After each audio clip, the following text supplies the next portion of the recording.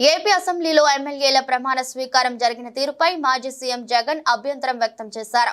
ముఖ్యమంత్రి మంత్రుల తర్వాత తనకు ప్రమాణ స్వీకారం చేసే అవకాశం ఇవ్వడాన్ని ఆయన ఆక్షేపించారు.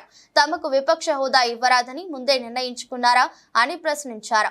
ముఖ్యమంత్రి మంత్రుల తర్వాత తనతో ప్రమాణం చేయించడం అసెంబ్లీ నియమావళికి విరుద్ధమని పేర్కొన్నారు.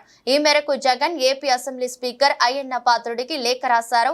విపక్షంలో ఎక్కువ సీట్లు ఉన్న వారికే ప్రతిపక్ష హోదా ఇవ్వాలని చట్టంలో స్పష్టంగా పేర్కొన్నారని జగన్ తన లేఖలో పేర్కొన్నారు. అంతే తప్ప ప్రతిపక్ష హోదా ఇవ్వాలంటే 10% సీట్లు ఉండాలని ఎక్కడా చెప్పలేదని స్పష్టం చేశారు.